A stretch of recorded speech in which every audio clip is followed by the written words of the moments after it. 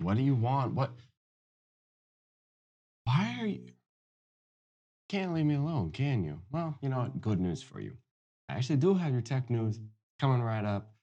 Just give me a moment. I'll be with you in a second.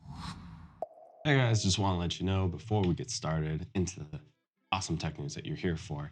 Just want to remind you that I stream on Twitch every Tuesday and Friday in case you want to come hang out, chill, find out a little bit about this tech news a little sooner than you do here. And also, if you have any questions, feel free to hop in. Links will be down below if you want to ask me anything there.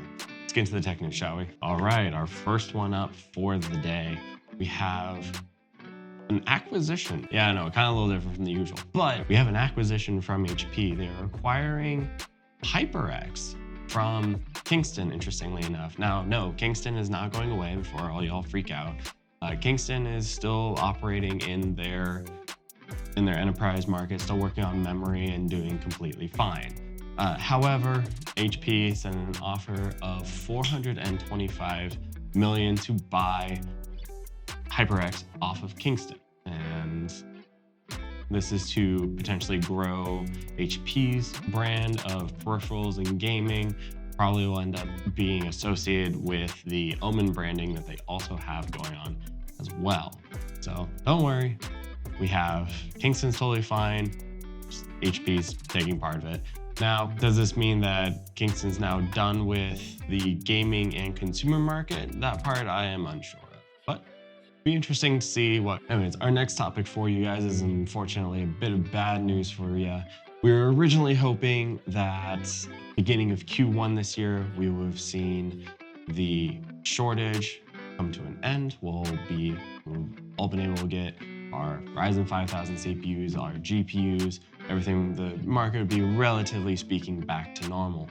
Unfortunately, according to data analysts, it looks like we're still behind because the demand versus what semiconductors are outputting, there's still a difference of 10 to 30% even.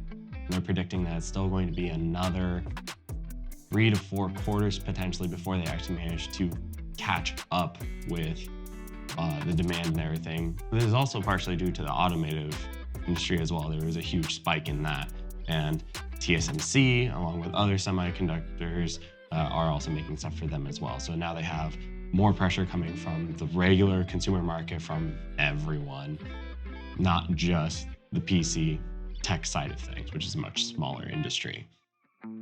Also, on top of it, we have the Taiwanese government telling TSMC, hey, gotta cut back by 7 to 11%, give or take, because they seem to be having a dry season at the moment.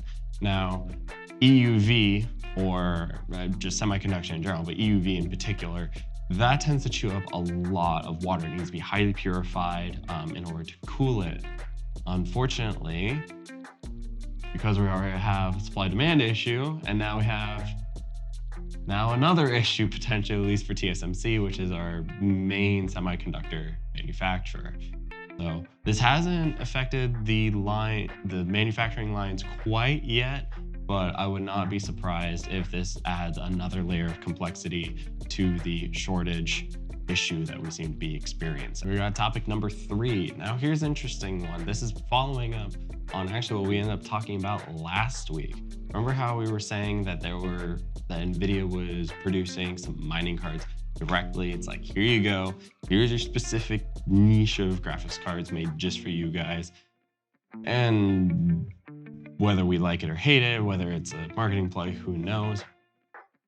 We'll see how it goes. We still haven't seen how it plays out in the market yet. So they ended up doing some digging and managed to look into the driver code to see what kind of dies we were working with for the 40HX and the 30HX.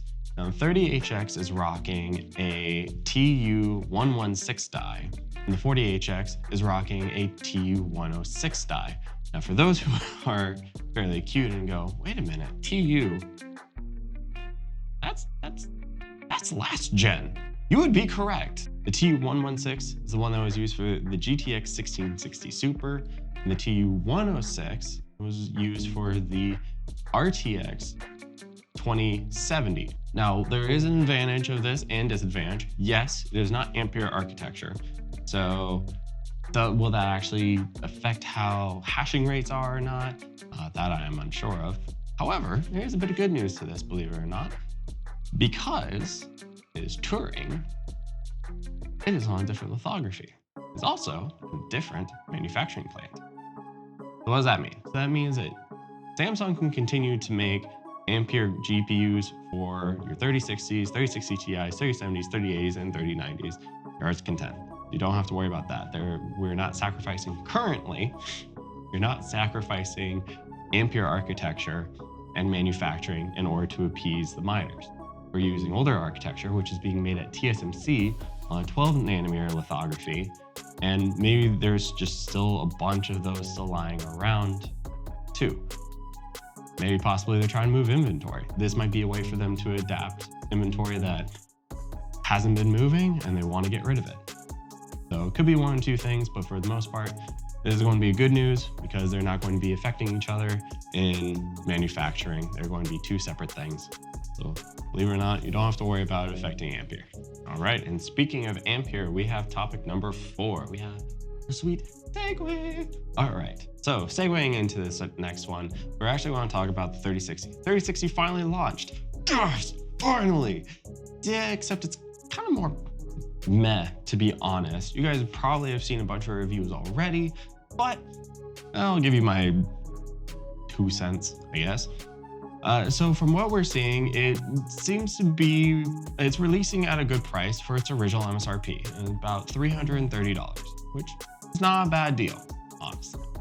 However, the 3060 has been an odd launch, and unfortunately, we weren't getting quite as much performance out of it as we were hoping, and it kind of seems like it's still sold out immediately. Let's be honest. It's like, no matter what it was at, it was like, Ampere, people are going to go buy it.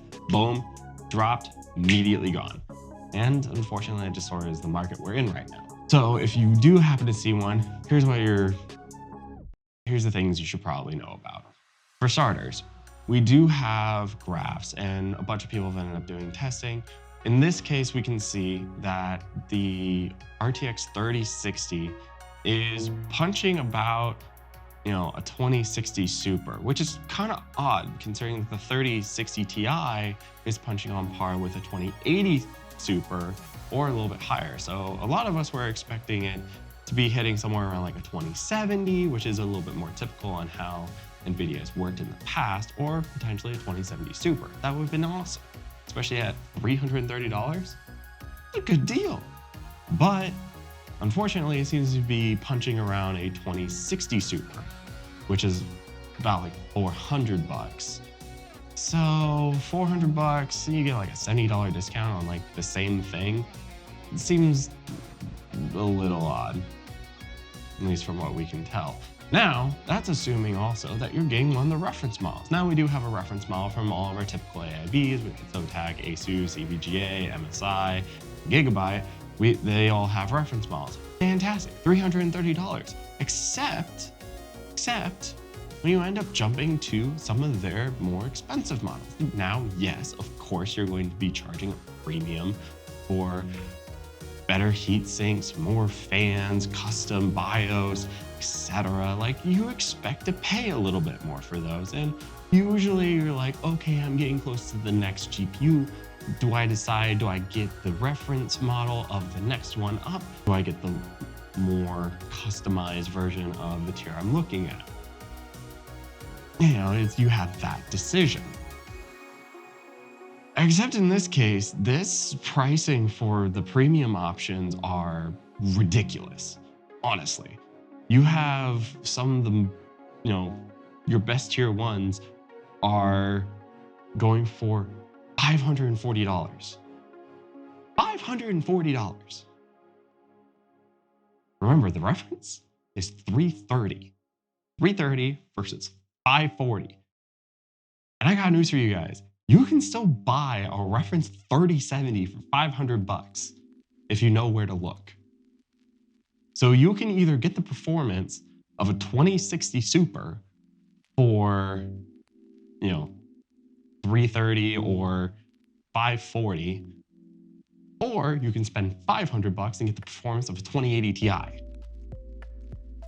Like for me, that's a no-brainer, but it just doesn't make sense on how this scaling happens. Now, unsure of where this pricing hike happened. Did it happen at the vendor side? Did it happen on the AIB side? Did it happen on the manufacturer side? Kind of currently unknown. My guess would be definitely leaning more towards vendors and AIBs, however. So very strange move, very strange. But if you're looking at one of the more premium models, I would say maybe reconsider, maybe see if you can snag say like a 3060 Ti or a 3070, because you're gonna get a lot more bang for buck out of those. And we got one last topic for you that's actually related to AIBs. This one is actually AMD AIBs. We had a sneak peek potentially from Lenovo in one of their custom gaming towers.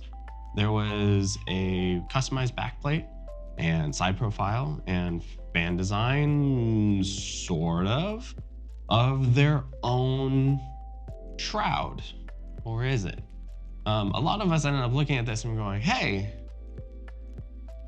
isn't that a Radeon 7? It looks kind of vaguely familiar, and it pretty much does look like it. But this does beg the question, however, is Lenovo getting into the AIB industry? Are we going to see another AMD add-in board partner? Because that means that we'll have Sapphire, XFX, ASRock, MSI, Asus, Gigabyte, and this will also mean that possibly we're adding Lenovo in there. If this is a new AIB, it's going to be very interesting to see. It means we have potentially more competition in the market, at least on the AIB side. It'd be cool to see what they design. Let me know down below what you think they'll end up designing. I'm curious. And that's it for this week's content. Well, for this video at least. I hope you guys enjoyed that. If you did, make sure to leave a like, subscribe for more content for the future. There'll be more coming, don't you worry. And also, if there's something I missed that you want me to talk about, or, let me know your thoughts on how the video went, make sure to leave those down below. I'm curious. Also, if you want to talk to me live or you have any questions about what I did, you can click any of those social links down below, or you can join me on Twitch. I stream every Tuesday and Friday. You can come hang out. It's a great time. For right now, I think that's all we got. Have a blessed day or night wherever you guys are. I'll see you guys in the next piece of content. Peace.